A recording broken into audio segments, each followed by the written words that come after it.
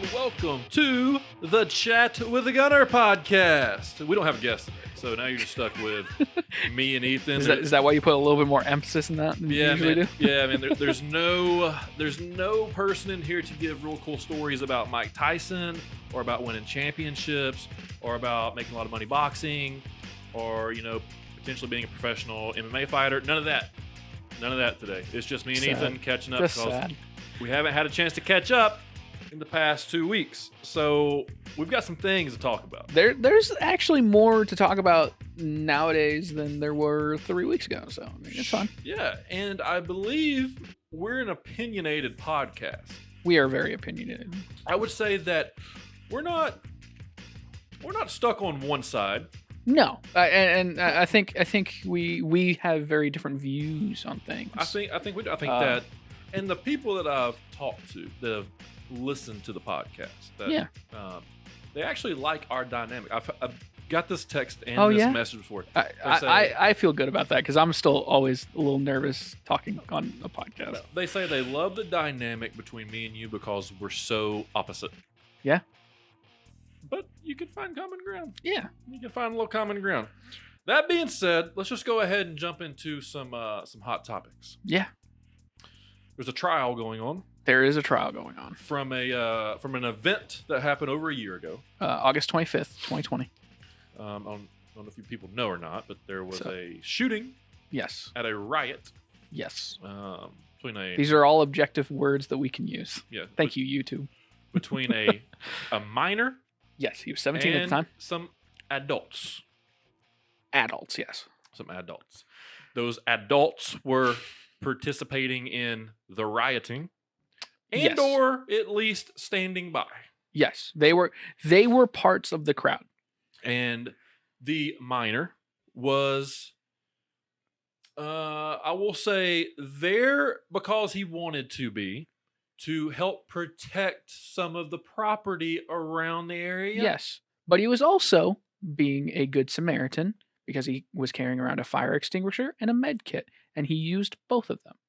Well, so he wasn't just there to protect property. So he used all three tools he had. Yes. Okay. He was what EMS was not that night. Okay. And I think I've heard that said a few times by some different pundits, and that is very accurate. And I think that I don't believe the cops were really around or any emergency vehicles. So this was, I believe, either the first or it was either the third or the fourth night over the weekend of August 25th.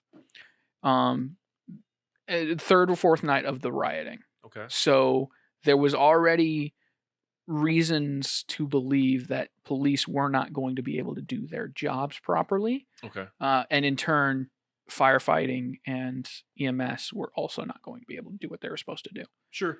But that doesn't mean that you should just go kill people. Absolutely not.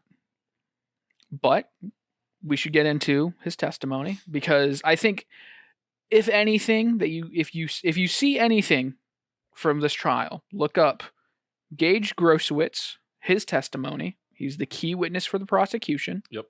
There is also Kyle Rittenhouse, the defendant, who is obviously his own key witness because he was there and he did the actions. Yep. And then watch Drew Hernandez's, he was the star witness, I would say, for today. This is Thursday the 11th. Watch all three of those testimonies, and you will get a good picture of what is actually going on with this trial. Some things that we need to point out. Kyle is charged with a few things. 2 counts of, I believe, 2 counts of murder, because the people he shot did die, 2 of them. He did shoot a third person, Gage Grosowitz, that's the key witness for the prosecution, in the bicep, but he did not kill him. And then he's also got a few additive charges, like reckless endangerment, because he did fire a gun into close to a crowd of people. But I think that one is specifically for another person that was there named, it's not Rosenbaum. I'm blanking on the name. Shoot. Zimski? Not Zimski. Zimski is another person that's kind of in the area, but Grosskreutz? Groskowitz is the third guy. Uh-huh. Here, let me look it up because I want to give these correct answers because this is an important trial. Literally just reading names as I come across them in this. Kyle Rittenhouse. Charges. We'll just go over the charges as I can find them. What charges does he face? First degree reckless homicide, use of a dangerous weapon. So I think that's a conjoined charge. He also has first degree recklessly endangering safety using a dangerous weapon. That is for Richie McGinnis, who is a reporter / person that usually is at these places. Not in a bad way. He's known to be at riots to cover them. Boots on the ground. Other people don't want to be there. Yes, same as Drew Hernandez. He testified today. He was in Seattle, Washington, Portland, and he happened to be in Kenosha because he had seen the days prior, and then was like, I should be there. I should at least cover something. Kyle was also charged with first degree intentional homicide, use of a dangerous weapon. Again, these are conjoined charges. Attempted first degree intentional homicide, use of a dangerous weapon. First degree recklessly endangering safety, use of a dangerous weapon. Possession of a dangerous weapon by a person under 18. Failure to comply with an emergency order from state or local government. So that last one is breaking curfew. Because there was a curfew involved with this night. Sure. Because obviously, having been after a couple of nights of rioting, the city did order, hey, there's a curfew. Anybody caught, anybody brought in for by police, you're going to get a curfew charge. That's just a blanket thing. Okay, so a minor curfew or a curfew for all citizens? I believe it was all citizens, but definitely because he was a minor, it could also be that. Yes. Okay, so question: and this is me being stupid. I mean, sure. I love stupid questions. Did the guy that he shot get charged for that? That's the thing. I don't know. There's a few things that are strange. Because of the circumstances as they are. Mm-hmm. So Rittenhouse does obviously have these charges, but I don't know if Gage has gotten any charges because he is considered somebody that has been harmed by by Kyle's actions. Sure. Because obviously he was shot in the bicep. If you've ever seen the Kyle Rittenhouse video, he's the guy that his arm just explodes. Mm-hmm. That you literally frame by frame, there's one frame that he's like rushing towards Kyle, and that's what's been testified. He's rushing towards Kyle, and then you skip the next frame, and it's just there's just a spray of viscera, as they say. So what's very interesting about this case is the prosecution, as of 2 days ago, was doing very, very poorly. Their key witness, Gage Grosowitz, admitted that Kyle Rittenhouse did not fire upon him with his long rifle, his AR-15, which it actually is an AR-15 for once. He did not fire upon Gage until Gage had pointed his own weapon at Kyle. Gage had rushed him. Let's go through the stage of events because this is very important. Because if you don't know, you should know, so you can at least be up to date. Sure. So Kyle is obviously down in Kenosha, Wisconsin. He lives in Illinois, but he testified a couple days ago, or yesterday, I guess, that he did not buy the weapon and then move it to Kenosha, Wisconsin. A lot of people, when this first came out, was like, oh my gosh, he brought a gun across state lines. That's a higher charge. But he didn't. The gun was already in Wisconsin with a friend of his who had bought it using money that Kyle had given him, yes, but it was legally under the possession of his friend Derek Black. Derek Black owned the weapon, and the plan was, before all of the rioting had happened, Kyle and him would go to the shooting range, they'd go out hunting with it, but it would never leave Derek Black's possession until Kyle was 18, at which point they would make a private sale, and obviously officially move it to Kyle's name. But Kyle is working in Kenosha. He sees that the riots are going on. He's trained as an EMT. He's not officially licensed, but he has the training. He has first aid training. He also has firehouse training to put out fires. And he decides, I don't want our community to burn down. So he goes out and he carries a medic bag, a fire extinguisher, and a long rifle with a sling. He's putting out fires. There are videos that have confirmed that. He's rendering aid to people. There is testimony to corroborate that. And eventually, the first person to have a altercation with Kyle, the first incident, is with a man named Rosenbaum. And Rosenbaum had been kind of in the area and had been making verbal threats. This is corroborated by evidence. He'd been making verbal threats to both Kyle and the group Kyle was with, saying, I think the one he said to Kyle was, if I find you out here alone, you're dead. Or quote, I'll kill you. Mm-hmm. Verbal threats. These have been corroborated by other evidence, but anyway. So eventually, Rosenbaum is pushing a burning dumpster towards the police line, towards cars. And Kyle runs up with a fire extinguisher, puts it out. Rosenbaum asks, why the F would you do that? What are you doing? Why'd you do that? And then starts yelling expletives along with the N-word and running after Kyle. He throws a bag at Kyle, and during mid-chase, Kyle looks back, sees that he's gaining on him. Kyle turns, brandishes his weapon, doesn't point it at him, but brandishes his weapon like friendly. This is what he said. Rosenbaum continues to run after him. And at the moment Rosenbaum goes to reach for Kyle's gun, his hand is almost nearly on the barrel of Kyle's rifle. Kyle shoots 4 shots. Kyle immediately after that, obviously in shock, he's a 17-year-old kid that just shot a man, calls Derek Black because, hey, oh my gosh, I just shot somebody. I just shot somebody. I had to do it. That's what he testified as. He then goes to run down the street back towards the police line to turn himself in.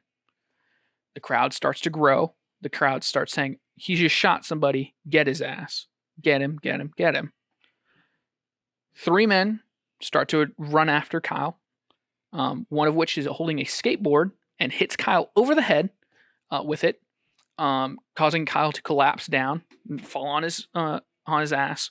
He turns around, and the person with the skateboard goes to hit him again or grab his gun, and Kyle shoots him twice.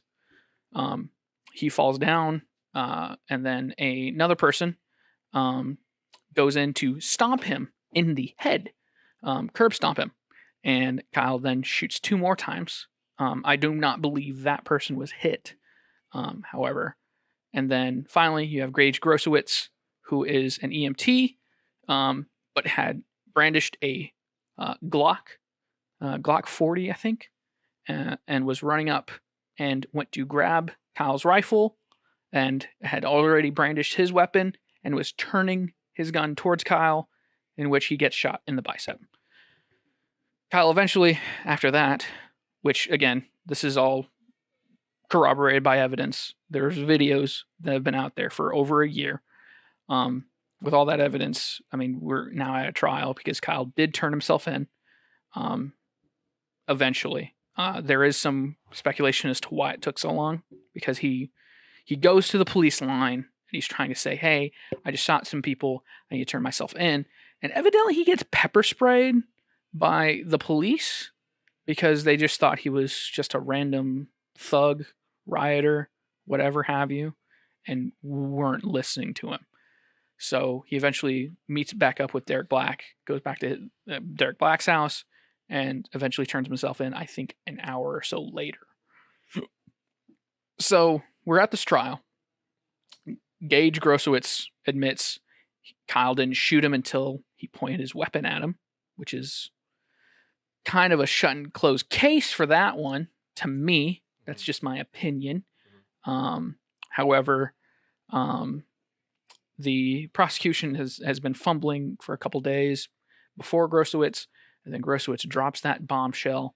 And yesterday, the day directly after Gage Grosowitz's testimony, because he was the last witness for the prosecution, the defense gets up, and their first witness, or I think the first or second witness they have, is Kyle himself, which in a trial where you're the defendant and it's going so well for you, the prosecution is fumbling and it doesn't have as much of a case as they did before the trial started.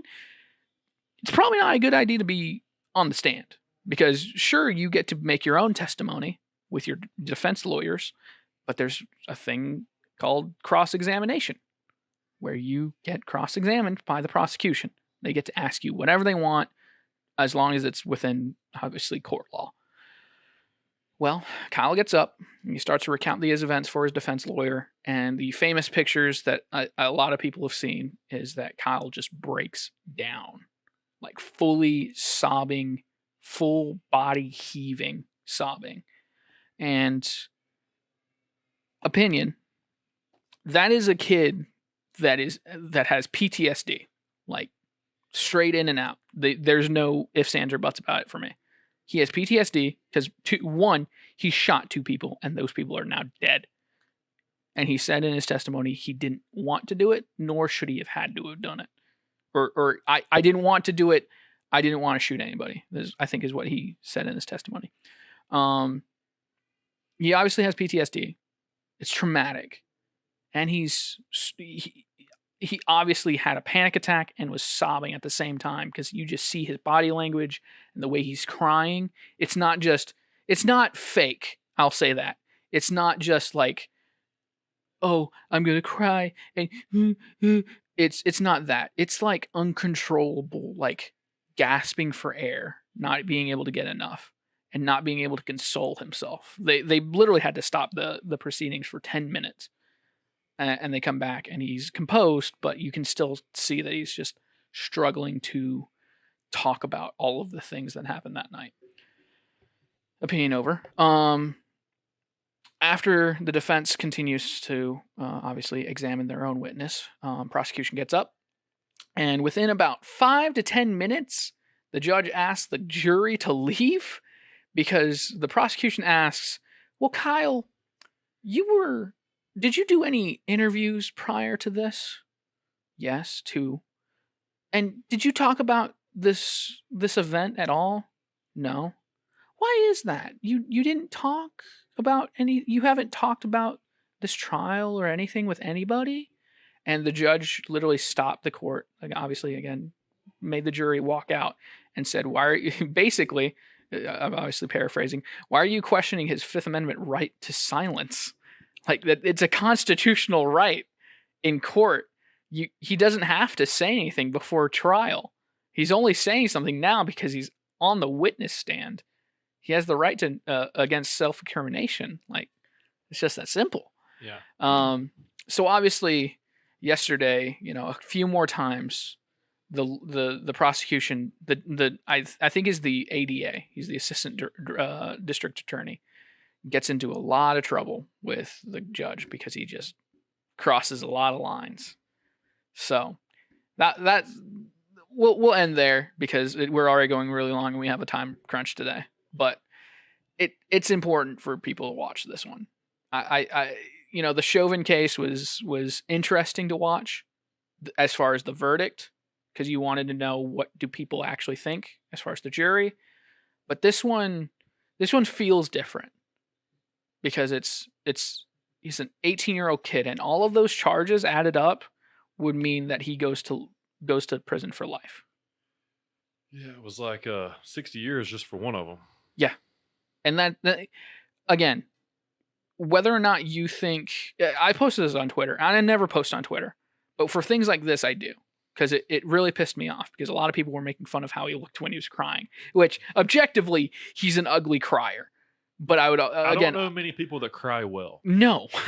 But I would also argue, like, if you're having a panic attack from PTSD or just a PTSD episode, and you're having to recount those specific events, like, it doesn't matter how long it's been.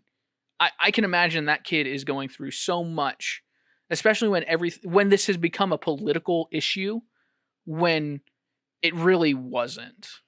Well, and what's funny, this is kind of like me going back and saying, you know, the same people, this is the Alec Baldwin thing, like the same people that are, you know, taking up for the Hollywood shooting accident are the same people that are trying to take away your guns. Mm-hmm. Right? Okay. That's funny. And, so, like, and then you got this, it's the same people that claim mental health is a serious issue. Yep. Are the same people that are saying, well, he doesn't have a mental health problem.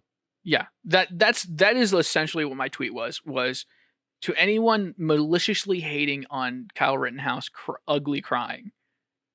You never ever claim that you have empathy for anyone with PTSD, because even if you think those are crocodile tears, you still don't know what this kid is going through. Because again, he could be a heartless killer. He could be the worst kind of person. But if he goes up and is crying because of what happened, I don't see how you can still say that he's a malicious killer. Well, if that's what you think. You definitely don't see Charles Manson up there faking crying like that. Charles Manson would... I'm going to refrain from cursing. Charles Manson would dance during his testimonies. He would literally just start... Ted Bundy. Yeah, he was a crazy person. Kyle Rittenhouse is a 17-year-old kid that was put into a very bad situation by himself. I think we can objectively say Kyle Rittenhouse shouldn't have been there that night. Listen, he put himself in a bad situation. The people that got killed put themselves in a bad situation. Wounded also put themselves in a bad situation. Exactly. And that's where, again, personally, I think he fought in self-defense. He only shot people when they were actively reaching for his gun. Well, I don't know if you keep up with the Chicago news, but in Chicago there was a shooting over the weekend. Oh yeah? Yeah. Well, I mean, there's one every day. So. Surprise! Gang shooting over the weekend. Yeah. And they know who did it. They know who got shot. They know who was shooting at who. And guess what? They let them all go. You know why? Shooting on a public street. People around. Just shooting. Oh, yeah. They let them go. You know why? Why? Mutual combat. Oh, really? Okay. So it's cool if it's mutual. Okay. Is this the Wild West now? You don't want that. Nobody wants that. Is that? I mean, I played Red Dead 2. You don't want that. So that happened at the same time this case is going on. This trial is going on. Yeah, currently. Yeah. So let's everybody. Here's the thing. Chris mentions this a lot. But it's a very good quote from a very good movie. It's the Joker from The Dark Knight, and he says, a armored caravan of soldiers gets blown up in Afghanistan. Nobody bats an eye. Yeah, but you do the same thing to a school bus of kids. Everyone loses their shit. Obviously, of course, they should. Yeah, but it's still the same amount of lost life.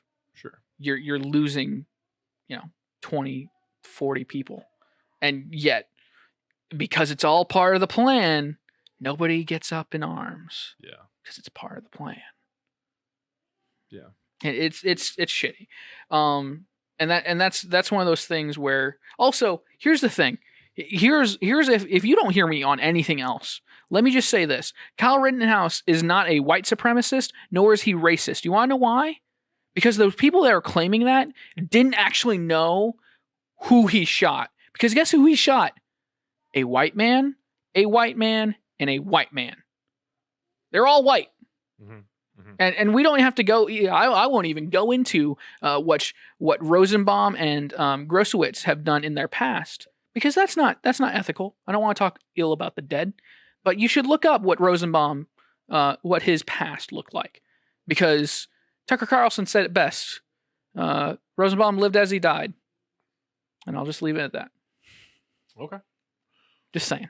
Well, I don't know when that's going to wrap up. I know they're done for the weekend. They're done for the weekend. Monday is more than likely going to be the very, very, very, very end of the defense's testimonies and witnesses and all that. And then more than likely Tuesday will be jury talks. And then at least by Wednesday, I would say, as long as proceedings proceed like they're supposed to, we will get a verdict on Wednesday. Okay. So. Well, we'll see, man. We'll see. Now, I know, listen, people, this is going to be a shorter show than we have in the past. I got somewhere special You got to date. be. I do. So we'll go ahead and talk about that real quick. I'm excited tonight. Tonight's Thursday. It is my favorite month with my favorite day. You know why? It's my favorite numbers. 11-11. And they align. It's 11-11, baby. 11-11. And what came out on 11-11? Rocky versus Drago. Oh, I was going to say Skyrim, but okay. So, I mean, originally this movie came out November 27th, 1985. 1985, Yeah. huh? This is my favorite movie of all time. 100%. Specifically 4. 4. Okay. It is so the Rocky franchise is my favorite franchise, and a close second is Fast and Furious. But Rocky 4 is my favorite movie in that franchise. And this is why. Because it had the best training montage. I'm pretty sure it's the first Rocky movie I actually ever watched and remember. It's the one that got me hooked to it, right? Awesome. You get the snow scenes. You got Rocky fighting the Russian. He's the underdog. It's just everything. What was the fight? What was the montage music for this movie? Hearts on Fire. Oh yeah. The same music I broke the UTC Power Clean record to. All right. Also, one of the big scenes in this movie is, spoiler, if you haven't seen it since 1985. Whoa! I haven't seen it yet. Shut up. So Apollo Creed gets killed. Oh well, I knew that actually. Okay. So Apollo Creed gets killed by Drago, and Rocky's like driving through the city, like thinking about everything that's happening and deciding if he wants to fight again, all this type of things. And the song "No Easy Way Out" is playing, and it's like. It's like No Easy Way Out's playing. All these flashbacks are happening. He's driving like his 1985 fucking Ferrari, bro. It's so sick. I love this movie. It's quintessential 80s, isn't it? It's everything that you would think Sylvester Stallone would put together. Everything, right? So, cool thing. I got these tickets about 2 months ago. Sylvester, during COVID, got bored. And he goes, I've got all this footage from all these old Rocky movies. Which one should I redo? And the fans kind of spoke, and it was always been Rocky 4. Everybody wanted to know all the extra scenes from Rocky 4. So he literally took all the footage that they had put together, and he went back in the time machine, back to 1985, and he put together Rocky 4 director's cut with 50 minutes of extended footage and putting it in theaters one night only. AMC is the only theaters that are showing it. Okay. So we've got one here in town. We've got plenty. So Sylvester tonight is with Dolph Lundgren in Philly, doing a special showing and doing a Q&A after the show's over. That's awesome. Yeah, so that's really cool. I've been super excited for this, fired up. So anyways, yeah, I'm going to that at 8 o'clock. So that's why this is going to be cut short a little bit. So I'm super excited for that. And trust me, if we're going to do a film review, that's the next one. Fair enough. Right. Another thing real quick. I wanted to get into the Travis Scott deal, but I think that's probably going to take some time. No, it won't. Throw it into me real quick. I don't know anything about it. I literally know nothing. So Travis Scott had a concert over the weekend. It's the title of the concert was the title of his latest album, Astroworld. And evidently, things were already looking bad. It's a festival. It's hot. It's in Houston. Mm-hmm. That there should be point out first. It's in Houston. It's hot. You've got thousands of people all crowded around. So it's a bad time. Like I would never want to go to a festival with that many people. Okay. I like low vibe festivals. Okay. So when he says a bunch, it's 50,000 people. Yeah, 50,000 people. Okay. And obviously it's a festival, so maybe not all 50,000 were at Travis Scott's stage necessarily, but they could have been. Let's call it 25 to 30. Yeah. So they go to rope drop for this show at the very back of his stage. And people literally did not wait for rope drop. They just said, F you, we're jumping. And they jumped the rope. They climb over people, and it's just a stampede. Okay. What is a rope drop? So before you get into the not the festival itself, but the stage area for a specific artist, if they're very, very well known, they don't want people just to, like, again, run in like they did. They want to hold everyone there so that everyone can get set up for the stage. Any pyrotechnics can be put up. And then you obviously have the barricades far enough away from the stage so that nobody gets hurt. Yeah, so I've worked security at like Bonnaroo and a bunch of big time festivals. Yeah. So I'm trying to figure out. The rope drop is just basically saying, hey, you guys can get to the stage or get to the barricades in front of the stage. I've seen the video. I don't know. Like where they let the people rush to the arena? Like, is it because it's a field? I'm assuming. Obviously. So it's like they open the gates and let them come in to get their spot? Okay. Yeah. All right. At the gate, they basically had a rope, and they were going to basically, I've seen a few metal concerts do this as well. They were going to start at the gate for this part of the festival, and then walk it back slowly. Okay. So that the people that were in front will still end up probably in front, but they're slowly letting people in so that everyone can file in, and then probably like halfway, or at least until, it tapers back towards the stage, because it probably like opens up for how a lot of people horizontally, and then tapers back down so it goes towards the stage. Okay. But they didn't get to do that. They were literally, I think, at the gate, and people were jumping the rope. So you just had basically probably a football field of just thousands of people running towards the end, trying to get to the very last part of the barricade right in front of the stage. Yeah. So it was a bad time, obviously. Yeah, I've seen that happen, by the way, at like Bonnaroo. It's ridiculous. Like, have some human decency. Yeah. Like, Travis Scott is not that cool. Yeah. He's really not. But the show starts. He starts his set, and people were getting trampled in this rush, and people were obviously already getting pushed around, just falling over. You've got that many people. Oxygen levels were probably low, like literally. You have that many people in one confined space. Just the oxygen in the air around you probably plummets. Yeah. So it's hot. Everyone's pushing and shoving, trying to get to the front, and they're still trying to, push each other and make sure there's enough room for each other. And it's just a bad time. And people are falling down. People are passing out. And evidently, this is alleged, but I heard this story from a respected source. I just don't have the source in my head nor specifics. But evidently, there were people with needles sticking people and injecting them with something. So, just putting it out there, bad time all around. The only reason I know this is evidently a police officer was injected by something. The first claims that I heard were something along the lines of super fentanyl. And we all know how that works out. Yeah. So, yeah, you have these shady people sticking people with fucking needles, and people having no respect for each other. Like you hear about like metal concerts, right? Mosh pits.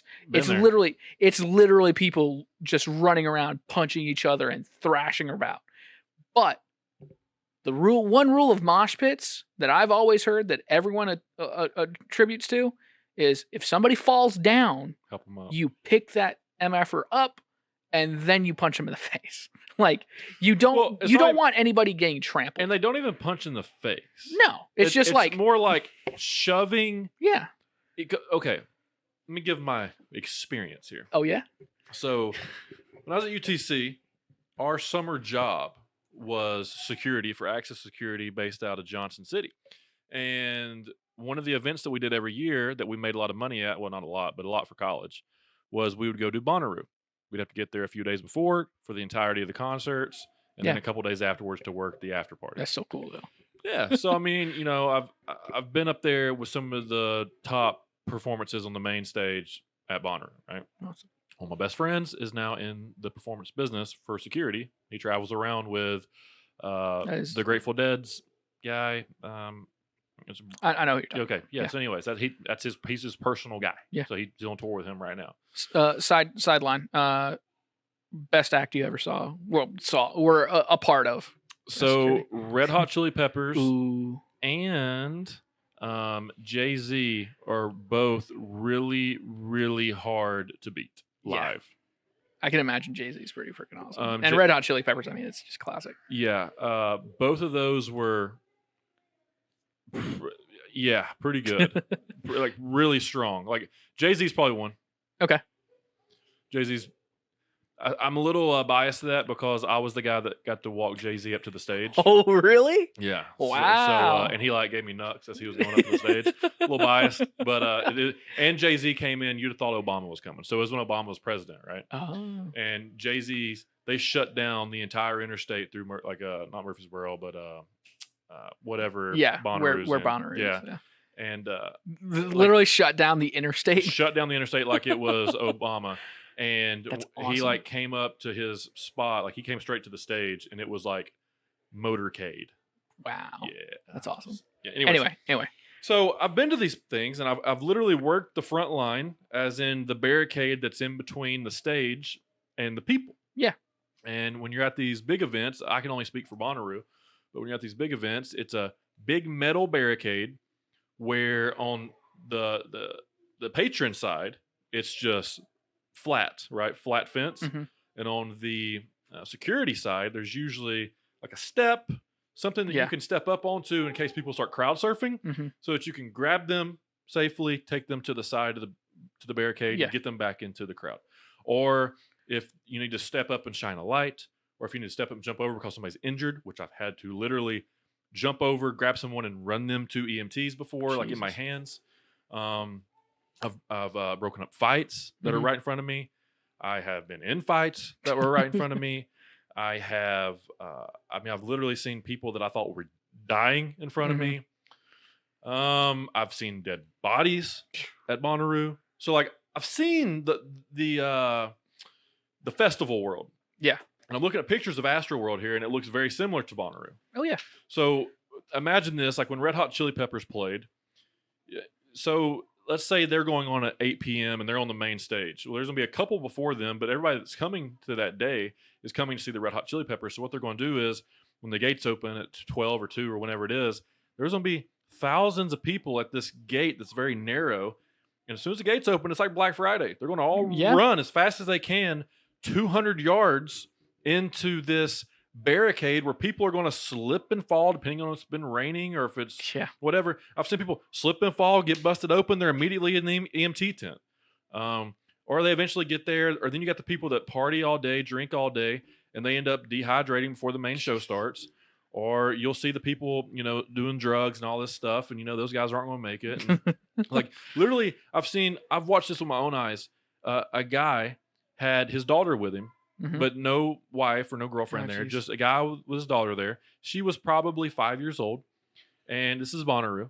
And they're at this concert. Now I'm not in the barricade at the front. I'm in I guess you call it like the barricade in the middle, which is like where they have all the cameras and stuff. Probably about 50 yards away from the production tent. Yeah. Yeah. But we'd also have people surrounding that because it's also barricaded. Yeah. And I was watching this kid the entire time. And as the day got longer and longer, I just noticed this guy started to like hit on girls and wasn't really worried about his kid. So I would notice him kind of go off, and the kid would just be kind of hanging out and playing or whatever, to the point to where I was playing with the kid to make sure that across from the barricade to make sure that the kid didn't wander off because I knew the dad was over there. So like I played the trick on him and I took the kid. Like the kid came up to the barricade and I put the kid in the barricade with me. And this dude comes back and he just parties. Probably 30, 45 minutes goes by. And then he notices, because he's probably drunk this point. Where's my kid? And he's freaking out. And I let him freak out for like a few minutes, let him walk around, whatever. And then I just said, hey, man, you looking for your girl?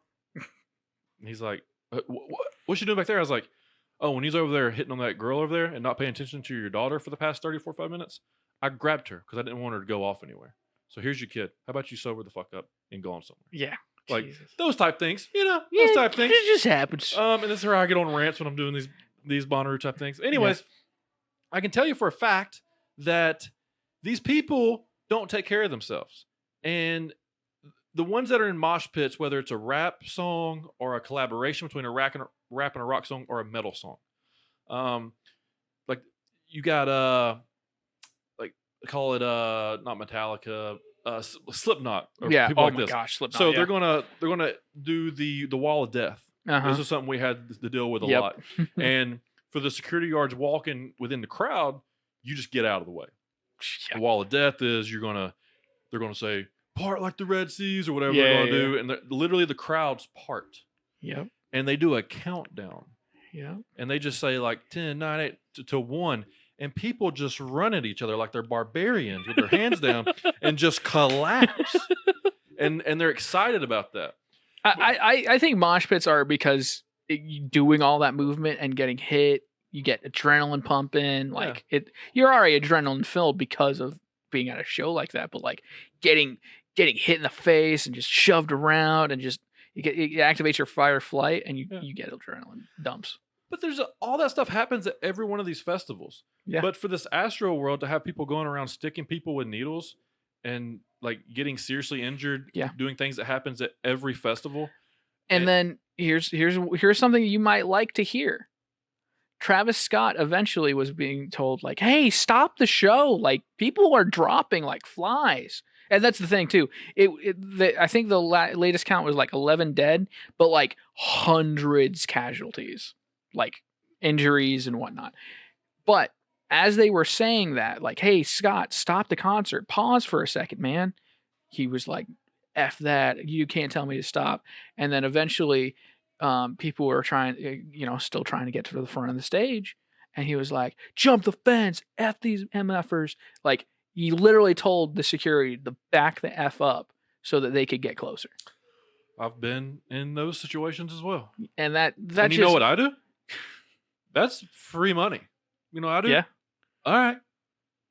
And I just walk away. Yeah. Because here's what we've had people rush the stage, and what we're told, like through microphones, is protect yourself. Because it doesn't matter. At the very maximum on the main stage, say Bonnaroo, and there's probably thousands of people there, tens of thousands. Main stage, you're looking at the very most 20 to 30 security guards. Yeah, no. Scattered all across the thing. What is 20 or 30 football players going to do when thousands of people decide they want to do the same thing? Yeah, you just here's what you do. You grab the artist. Yeah. And if they don't want to go, they don't go. And then you get to safety. Yeah. That's how it's a riot. Yeah. And that's the thing. So I'm not passing any judgment on Travis Scott as a person, but his stage performance and his stage persona, because I mean, obviously, like even a podcast, we have different personas when we're on camera. Mm-hmm. It's just cranked up to 11, right? But for Travis Scott to have that much disregard for like safety rules and just it's basic stuff. Like if people are dropping like flies in your crowd, even if you don't see it, if somebody's trying to tell you, "Hey, stop," and I think majority of the front rowers like, "Hey guys, we need to stop. Travis, stop the concert, pause it," and you just don't do it because F you. Like there is a point in my head where Travis is at fault here because of the culture around his music. I don't want to put that in a bad way, but him specifically, like the persona and the atmosphere he provides with his music, just being anarchist, like f everything, we're just gonna party kind of thing. I think that lends to more people getting hurt because people don't give a f. Like. Yeah, I mean, I can see that. At the same time, I'm not taking up for Travis Scott by no means. No, right? This happens at every concert. Like, I'm just saying, being there on the front lines of these things happening, I don't blame any performer at all, because also you have to remember that, like, just like we are turned up on a podcast to 11, some of these entertainers are doing that. They're entertaining. They're an artist. They're provoking an emotion of some sort out of the people. And those people in the crowd need to be held responsible Oh, of for course, yeah. their actions. Just like with the riots. If you don't want to potentially get hurt, don't go to Astro World. Obviously. If you don't want to potentially die of a heat stroke, don't not drink water, only drink alcohol, and go to Bonnaroo in the summer.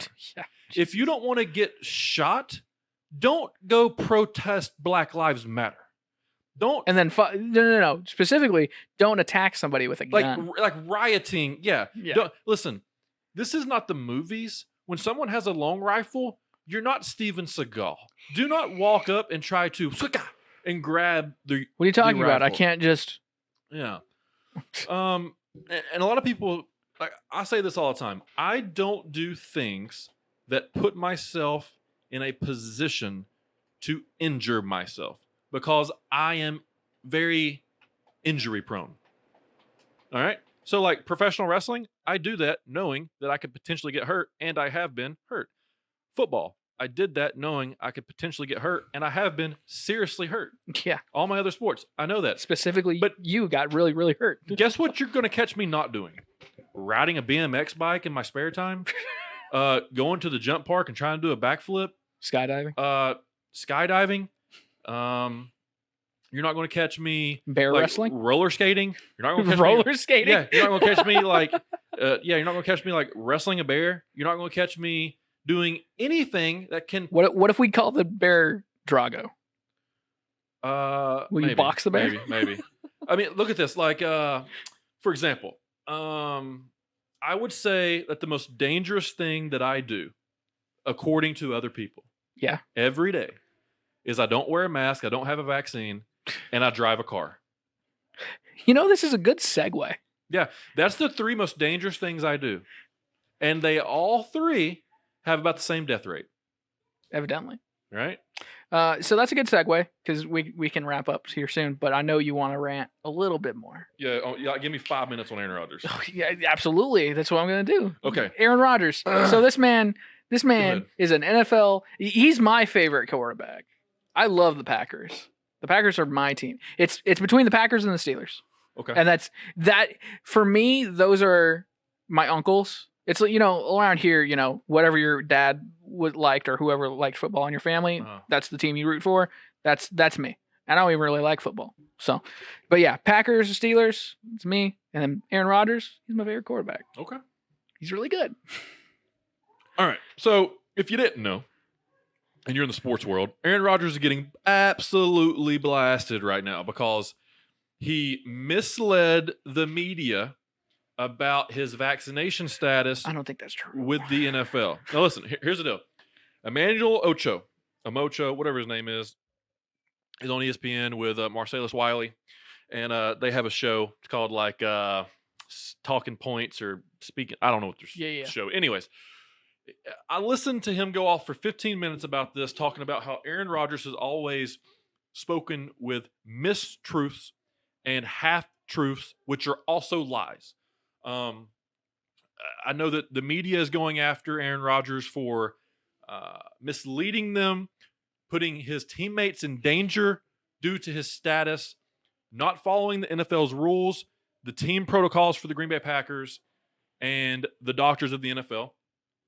Every news site is doing the same thing.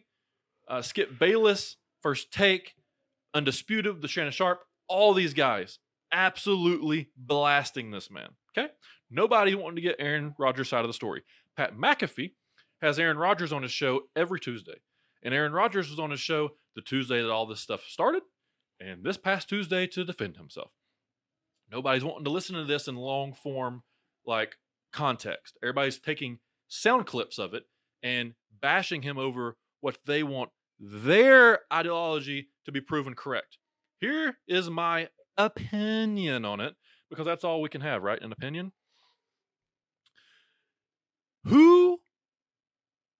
If you're looking at the people that are most likely to be affected with death, like the worst effect of COVID, who are those people? Those people are people that are obese. Those people that are, over I believe it's 75 years old, which is over or right at the average life expectancy in the states. Um, People that have underlying health conditions, and so on and so on. Like that's the main three, right? Well, this is an NFL athlete. Those we like to call these people super athletes. Like to play in the NFL, I don't understand uh, if people understand exactly how difficult that is. It's not as difficult as being selected to play in the NBA, but it's probably the second one. To play in the NFL, you have to be the best of the best of the best, sir, and continue to be the best of the best of the best because there's a new crop coming in every year that seems to be bigger, faster, and stronger. Aaron Rodgers has been one of the top quarterbacks in the NFL since Brett Favre was the quarterback of the Packers. Keep that in mind. He just won the MVP last season and came up one game short of going to the Super Bowl. Aaron Rodgers is a guy that is a little bit of a free thinker, does his own thing, beats his own drum. He's very meditative right now and reflective and in his own little type of way. But what people don't like about that is those people do what's best for them based off the research that they do. And people don't like when people do their own research because they think that they're not an expert, they're not a doctor, they shouldn't be able to do that. Nobody wants to let people be free thinkers with their freedom in this great country that is a free country, correct? So you've got all these guys bashing him, and here's all Aaron Rodgers said. And if you can't read between the lines, this should have been nipped in the butt the very first day. A long time ago, was it August, maybe? I believe August when they had to come out. Aaron Rodgers did a press conference, and they asked him if he was immunized. And this is what he said. I am literally immunized. And he did air quotes with his fingers and then shook his head and then did this with his hand. So he said, yeah, are you vaccinated? Are you immunized? Yes, I'm immunized. Boom. La da da. So he gets COVID and he's pretty much better within a couple days. And he says that he does, kind of the Joe Rogan regimen, which is he's taking ivermectin, which was prescribed by his doctor. He's doing the anecdotal whatever body. What are they called? I can't. Yeah. Starts like an MH, then goes into anecdotal whatever. It's like an experimental drug that you have to get an executive order to have in the first place. He's doing that, taking high doses of vitamin D, which your boy's been preaching since this thing started. Doing all the monoclonal antibodies. Yes, monoclonal antibodies. That's what Joe Rogan took. Pretty much the same thing that Rogan did, right? And Tim Pool. And he gets better in like 3 days. I mean, he's obviously on Pat McAfee's podcast on Tuesday. Absolutely fine. Now, did he mislead everybody by saying that he was immunized and that he was vaccinated? Okay. Half truth, maybe. Misleading, possibly. Could he have been more specific and, more blunt? Possibly.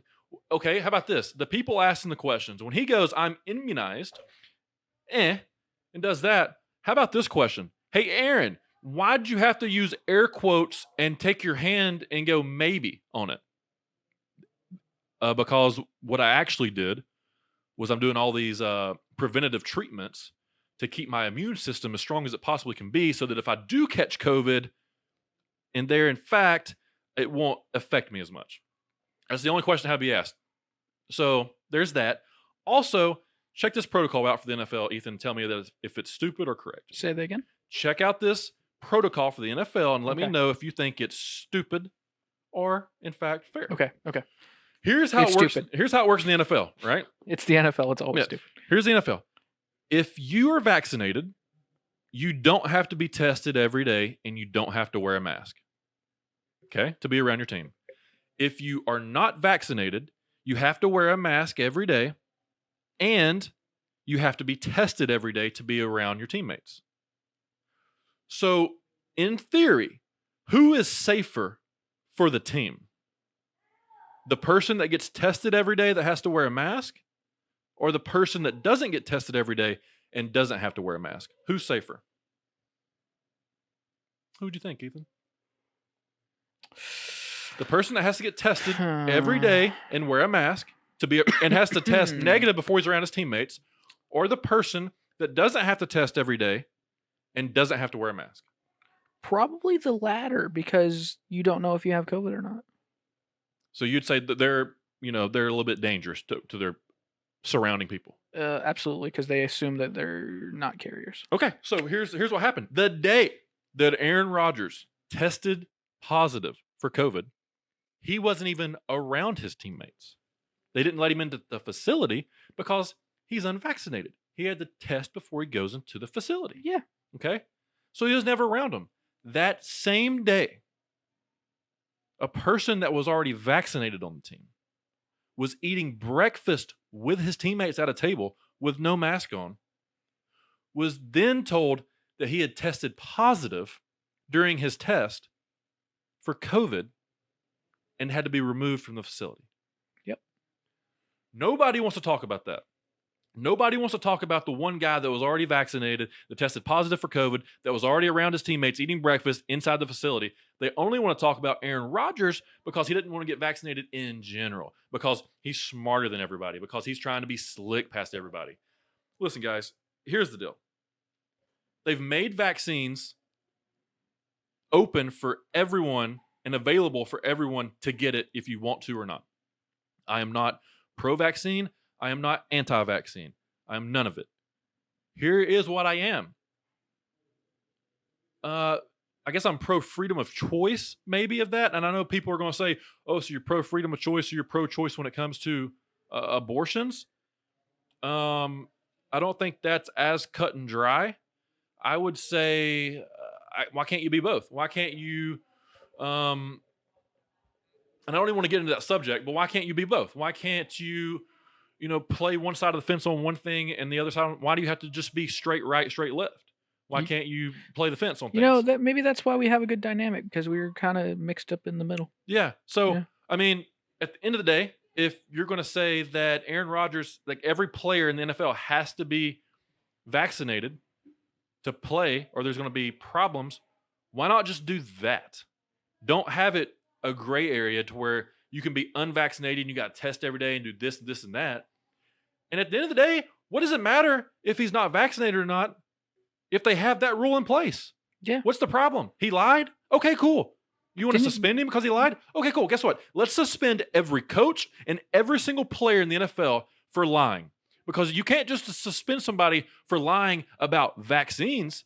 That's not the case. You got to suspend people for lying, because you can't say that one topic is more important than another topic just because it's a lie.